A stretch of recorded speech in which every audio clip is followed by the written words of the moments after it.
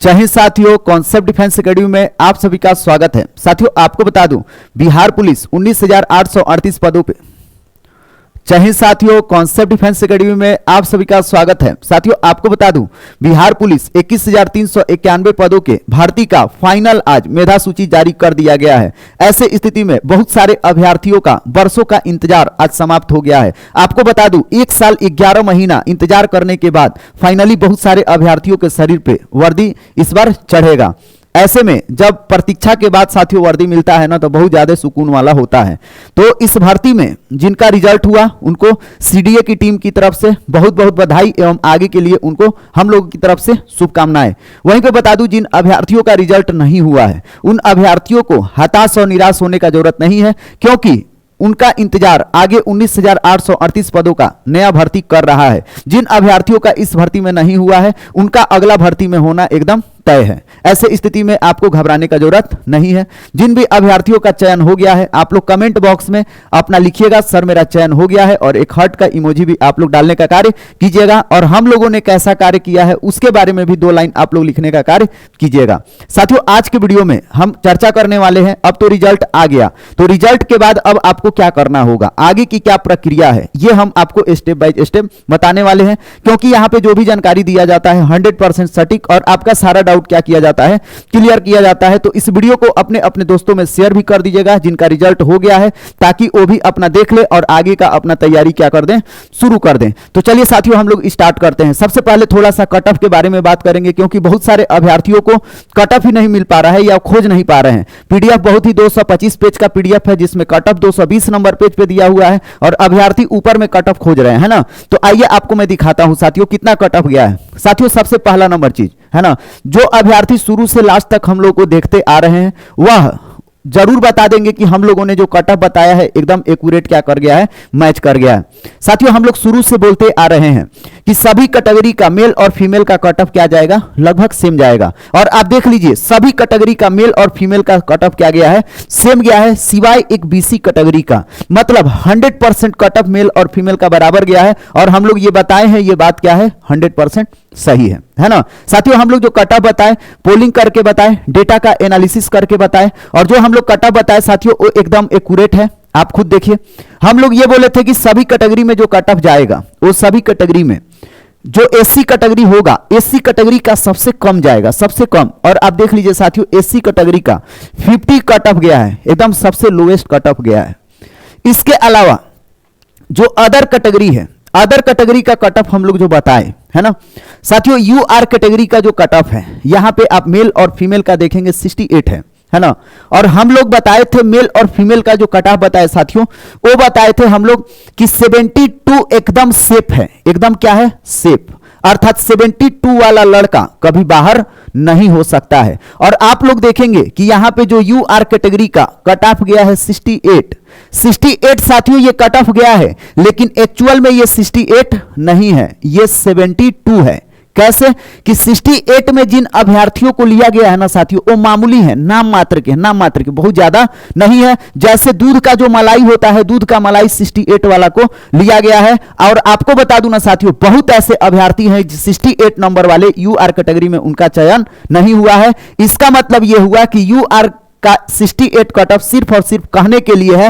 Exact cut off कितना है, exact cut off 72 है, और हम लोग 72 ही बताने का कार्य किए हैं। और आपको बता दूं साथियों कि अभी आप देखेंगे कि जो अभ्यर्थी अगर बाहर नहीं हुए होते है ना, जिनका कदाचार में नाम आया था बहुत सारे अभ्यर्थियों का, अगर वो अभ्यर्थी शामिल हुए होते गेट पास वाला, तो फिर तो सीएसबीसी यहां पे 72 कट ऑफ लिखता है ना।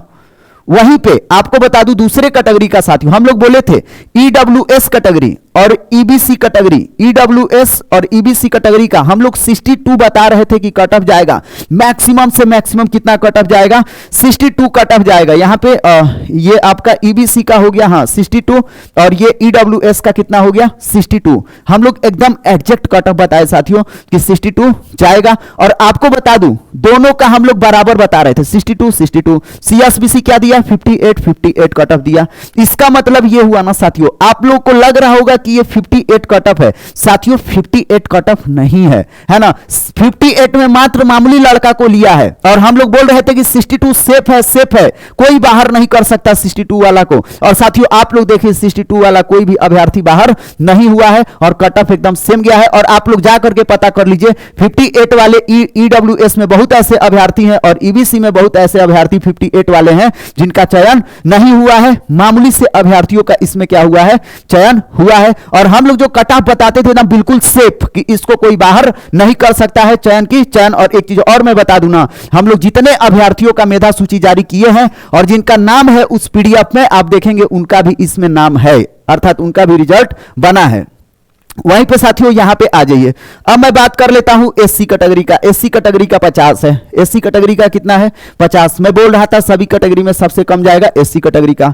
वहीं पे साथियों बीसी कैटेगरी का हम लोग बताए थे 64 है ना, मैक्सिमम से मैक्सिमम 64 जाएगा, लेकिन 62 वाला का भी चयन होगा, ये हम लोग एकदम बताए। एग्जैक्ट कट ऑफ वही गया है साथियों, अर्थात सभी कैटेगरी में आप लोग देख लीजिए जो भी हम लोग कट ऑफ बताए ना सारा का सारा कट ऑफ। एसटी कैटेगरी का जाके देख लीजिए, हम लोग शुरू से लेकर के लास्ट तक 54 ही बताए, 54 ही रहेगा और एसटी कैटेगरी का 54 ही कट ऑफ रहा है। अर्थात इतना दिन से हम लोग मेहनत किए, परिश्रम किए, हम लोग निकाले कट ऑफ और आप लोग देख लीजिए वही सेम मैच कर गया है ना।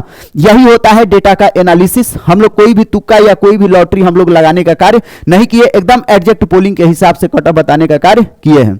अब आ जाइए साथियों यहां पे, ये तो हो गया कट ऑफ है ना। अब साथियों आगे का हम लोग बात कर लेते हैं, आगे क्या करना होगा। साथियों सबसे पहला नंबर चीज, इस बार रिजल्ट आया है, इस बार के रिजल्ट में हुआ क्या है। इस बार के रिजल्ट में साथियों आप लोग देखेंगे ना कि डायरेक्ट डिस्ट्रिक्ट का अलॉटमेंट कर दिया गया है और साथ ही साथ आपका चयन किस पद पे हुआ है, आपकी सर्विस कौन सी होगी, सर्विस को भी जारी कर दिया गया है और आपका डिस्ट्रिक्ट भी अलॉट कर दिया गया है। आप लोग यहां पे देख सकते हैं, यहां सर्विस में बहुत सारे अभ्यर्थियों का बिहार पुलिस में हुआ है और बहुत सारे अभ्यर्थियों का बीएसएफ में हुआ है ना। अर्थात पहले जो बीएमपी था वही बीएसएफ है। साथ ही साथ बहुत सारे अभ्यर्थी आप देखेंगे जिनका बिहार पुलिस में हुआ है उनका डिस्ट्रिक्ट पुलिस अलॉट कर दिया गया है। अर्थात बहुत सारे अभ्यर्थियों का डिस्ट्रिक्ट पुलिस में चयन हुआ है और बहुत सारे अभ्यर्थियों का बीएसएफ में हुआ है। पहले जो रिजल्ट आता था उसमें फाइनल मेरिट लिस्ट में रोल नंबर आता था और रोल नंबर आता था साथियों, तो उसके बाद से डिस्ट्रिक्ट अलॉटमेंट का अलग से लिस्ट आता था। लेकिन इस बार डिस्ट्रिक्ट अलॉटमेंट और रोल नंबर को एक साथ इस बार क्या कर दिया है, जारी कर दिया है साथ है ना। तो जिस भी अभ्यर्थी का रोल नंबर है ना और उनका डिस्ट्रिक्ट अलॉटमेंट है, पहले आप लोग ये चेक कर लीजिएगा कि आपका रोल नंबर कितना है और आपको कौन सा डिस्ट्रिक्ट अलॉट किया गया है। उसके बाद से जब आपका डिस्ट्रिक्ट अलॉटमेंट का नाम आपको पता चल जाएगा कि मेरा ये डिस्ट्रिक्ट में है, उसके बाद से आपको उसी डिस्ट्रिक्ट में जाना है ना, जहां पे भी आपका डिस्ट्रिक्ट अलॉटमेंट हुआ है या जो 20 सैप वाले हैं जिनका जो 20 सैप का यूनिट मिला है वो वहां पे जाएंगे है ना। कितना तारीख को जाएंगे इसके रिगार्डिंग साथियों यहां पे नीचे में एक नोटिस दिया हुआ है, आइए आपको दिखाते हैं कितना तारीख को वहां पे पहुंचना है। ये बहुत इंपॉर्टेंट जानकारी है, इस वीडियो को ज्यादा से ज्यादा शेयर कीजिएगा। साथियों यहां पे देखिए लिखा हुआ है, आवंटित जिला या वाहिनी या इकाई में 1 जून 2025 से 30 जून 2025 भौतिक या व्यक्तिगत रूप से पहुंचकर योगदान करना होगा। अर्थात 21,391 पदों में जिनका फाइनल मेरिट लिस्ट आ गया है उनको योगदान करना है अपने जिला में। कितने तारीख को साथियों, तो 1 जून 2025 से लेकर के 30 जून 2025 के बीच में आप किसी दिन जाकर के आप योगदान कर सकते हैं, ये आपके ऊपर डिपेंड करता है। लेकिन एक चीज ध्यान दीजिएगा, जिस दिन आपको योगदान करने के लिए कहा गया है उसी दिन आपको योगदान करना है। अगर योगदान उस दिन नहीं करेंगे अर्थात आपका अभ्यर्थी तो क्या कर दिया जाएगा, रद्द कर दिया जाएगा। मतलब कि आप 1 जून से 30 जून के बीच में कभी भी जाकर के आप लोग क्या करिएगा, योगदान करिएगा। तो उम्मीद है पहले आप ये चीज सीख गए होंगे कि आपका रिजल्ट आया है तो आप रिजल्ट चेक करेंगे, अपना जिला देख लेंगे कौन सा जिला अलॉट हुआ है, समय आपको पता चल गया कि आपको 1 जून से लेकर के 30 जून के बीच में क्या करना है, जाना है योगदान देने के लिए। अब आइए, जब योगदान देने जाएंगे तो क्या होगा, उसके लिए यहां पे सीएसबीसी हर चीज क्लियर कर दिया है साथियों, है ना। देखिएगा, सबसे पहला नंबर चीज, आप लोग जाएंगे तो आपका सत्यापन होगा, आपका वेरिफिकेशन होगा कि आप ओरिजिनल अभ्यर्थी पहुंचे हैं या नहीं पहुंचे हैं। अर्थात अभ्यर्थियों के है ना चरित्र का सत्यापन एवं पहचान भली भांति सुनिश्चित कर लेंगे। अर्थात जो वहां पे चेक करने वाले अधिकारी होंगे ना, वह आपका क्या करेंगे, जो पुलिस अधीक्षक होंगे वह आपका जांच करेंगे, आपका कैरेक्टर चरित्र चेक करेंगे, साथ ही साथ आपका वेरिफिकेशन करेंगे। उसके बाद से साथियों आप लोगों का चिकित्सीय परीक्षण होगा।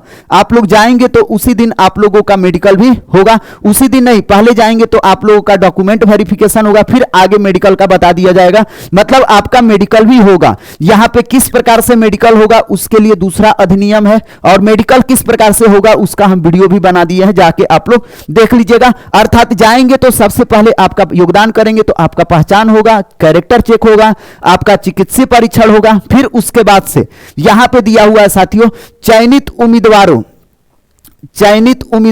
है ना, चयनित अभ्यर्थियों को योगदान हेतु विनिर्दिष्ट मूल प्रमाण पत्रों या अभिलेखों, अर्थात आप लोग जाएंगे योगदान देने तो आप लोगों को अपना डॉक्यूमेंट मूल प्रमाण पत्र लेकर के जाना होगा, जिसमें आपकी शैक्षणिक योग्यता, मैट्रिक का आप ले लीजिएगा मार्कशीट, मैट्रिक का सर्टिफिकेट, इंटर का मार्कशीट, इंटर का सर्टिफिकेट, आपकी यह शैक्षणिक योग्यता है। अगर ग्रेजुएट लेवल पे भरे होंगे तो वो भी ले लीजिएगा। जो भी डॉक्यूमेंट आप लोग गर्दनी बाग में दिए थे वो सारा ले लीजिएगा, है ना। चलिएगा, जन्म तिथि प्रमाण पत्र में मैट्रिक वाला ही रहेगा। गृह रक्षक वाले अपना लेकर के जाएंगे। जाति एवं आवासीय प्रमाण पत्र आपको लेकर के जाना होगा। साथ ही साथ जो जाति सह आवासीय, आपको जाति के अलावा आवासीय और जो creamy layer non NCL certificate है साथियों, आपको एनसीएल सर्टिफिकेट भी लेकर के जाना होगा जो अभ्यर्थी एनसीएल में आएंगे। और जो ईडब्ल्यूएस वाले होंगे ईडब्ल्यूएस प्रमाण पत्र लेकर के जाएंगे। अर्थात जाति लेकर के जाना है आपको, अपना निवास लेकर के जाना है, एनसीएल से है तो एनसीएल लेकर के जाना है, ईडब्ल्यूएस कैटेगरी से है तो ईडब्ल्यूएस कैटेगरी लेकर के जाना है। ट्रांसजेंडर वाले जो अभ्यर्थी हैं वो अपना प्रमाण पत्र लेके जाएंगे। स्वतंत्रता सेनानी अपना क्या करेंगे, अपना जो उनका प्रमाण पत्र है वो लेकर के जाएंगे। साथ ही साथ आप लोगों को एक वैध पहचान पत्र लेकर के जाना होगा। कुछ भी लेकर के आप लोग जा सकते हैं। तो साथियों इतना सारा डॉक्यूमेंट आप लोगों को लेकर के जाना होगा। जब आप लोग जाएंगे योगदान देने के लिए तो साथियों जिस भी जिला में आपका पड़ा होगा वहां पे एक होंगे वरीय पुलिस अधीक्षक, वही आपका योगदान लेंगे। स्टेप बाय स्टेप समझ जाइए।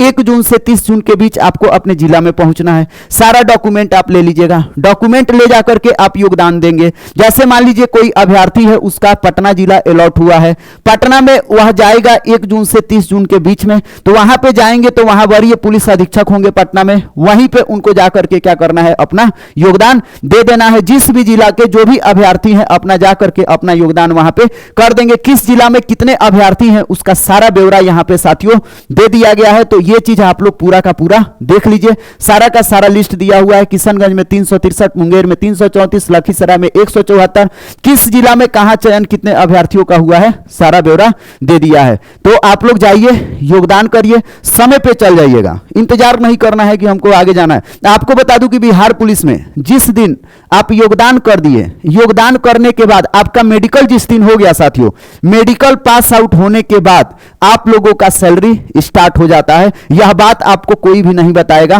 तो आप लोग अभी बेरोजगारी के दौर से गुजर रहे हैं, इसीलिए आप लोग 30 जून का इंतजार मत करिए कि उस दिन जाएंगे योगदान करने के लिए। आप लोग 1 ही जून को पहुंच जाइए और पहुंच करके अपना योगदान दे करके तुरंत मेडिकल करा लीजिए, ताकि आप लोगों का सैलरी क्या हो जाए, स्टार्ट हो जाए। ये अंदर की बात है, ये आपको कोई नहीं बताएगा। तो आगे आप लोग इंतजार मत करिए, समय पे पहुंचिएगा और योगदान कर दीजिएगा। कौन कौन सा डॉक्यूमेंट लगेगा सारा बता दिया हूं। डॉक्यूमेंट अपना सारा का सारा लेकर के जाइएगा और अच्छा से अब आगे अपना लाइफ काटिए। मेरे तरफ से सभी अभ्यर्थियों को गुड विश है। साथियों इस पीडीएफ में बहुत सारा चीज है, मैं इस पर रिसर्च करूंगा अभी, है ना, इसमें से डेटा एनालिसिस करूंगा और फिर मैं आपको बहुत सारा और भी जानकारी दूंगा। तो चलिए अभी आपसे लेता हूं विदा, फिर मिलूंगा नेक्स्ट वीडियो में। तब तक के लिए आप सभी को